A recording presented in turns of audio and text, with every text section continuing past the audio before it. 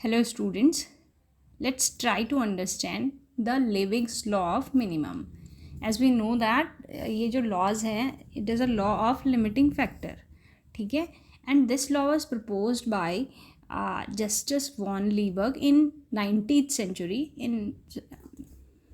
and it focuses on nutrient limitations, ठीक? और इसको हम इलिस्ट्रेट करते हैं बैरल एनालॉजी से, ठीक? अब पहले देखते हैं लॉ क्या है.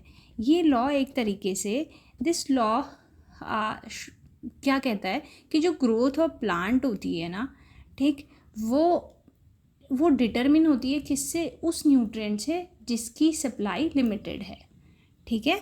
यानी हम क्या कह रहे हैं कि अगर हमारे पास बाकी एलिमेंट बहुत ज़्यादा एक्सेस मात्रा में हो तब भी उसकी ग्रोथ, जो प्लांट है उसकी ग्रोथ उस फैक्टर से डिटरमिन होगी जो फैक्टर की जो सबसे कम अवेलेबल है, ठीक.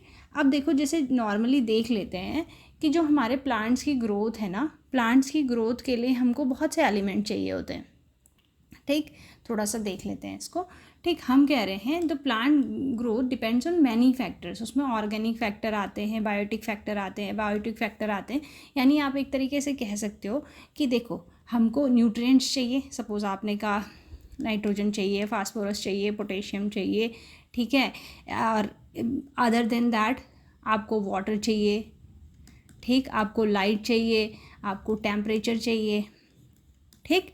तो इनमें से क्या है, एक्चुअल में क्या है, यदि किसी भी एक इम्पॉर्टेंट फैक्टर की कमी हो रही है ना, तो बाकी फैक्टर चाहे कितना भी अबंडेंट मात्रा में क्यों ना हो, उसमें हम क्या कहेंगे कि वो उसका लिमिटिंग फैक्टर है, ठीक. तो इसमें हम क्या कह रहे हैं, and one among all different factors are present in minimum level thus limiting then other factors, ठीक. तो ये क्या कह रहा है कि whose rate of availability affects the growth, means एक लिमिटिंग फैक्टर है जिसकी वजह से किसी भी प्लांट की ग्रोथ इफेक्ट कर रही है, ठीक.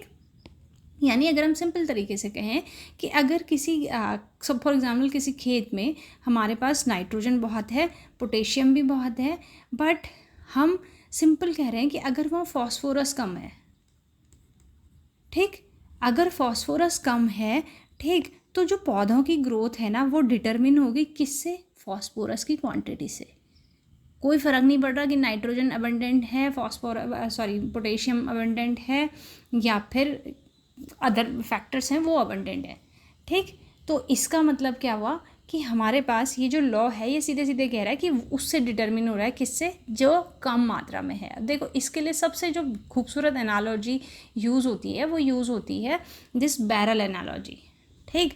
अब इस बैरल एनालॉजी में हर जो ये एक स्टेव है, ठीक, ये स्टेव डिटरमिन करती है, ये रिप्रेजेंट करती है एक तरीके से जितने भी हमारे न्यूट्रिशन है. जैसे ये हमारा नाइट्रोजन को रिप्रेजेंट कर रहा है, ये फॉस्फोरस को, पोटेशियम को, कैल्शियम को, ये सल्फर को, ये आयरन को, ठीक.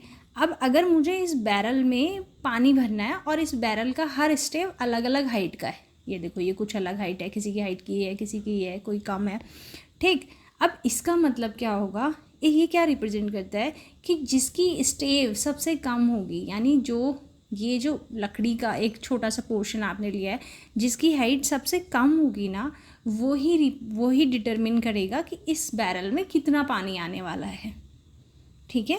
तो इसका मतलब क्या हुआ, और ये सबसे कम स्टेव क्या रिप्रेजेंट कर रहा है, जो कि सबसे कम जो लो लिमिटिंग फैक्टर है हमारा, ठीक है. That will be our limiting factor for that particular plant, ठीक. तो मतलब अगर हम सिंपल मतलब एक जनरलाइज शब्दों में मैं इसको कहूँ तो लिबिग्स लॉ का प्रिंसिपल क्या कहता है कि the availability of nutrients in scarcity is the limiting factor which is equally important for plant growth as the nutrient in abundance. मतलब वो एलिमेंट जो कम है available, that will be our limiting factor, जो कि हमारी क्या कर रहा है, प्लांट की ग्रोथ को इफ़ेक्ट कर रहा है, और वो इतना ही इम्पॉर्टेंट है जितना कि जो न्यूट्रिएंट अबंडेंस में है अवेलेबल. तो दैट वाज द लीबिग प्रिंसिपल.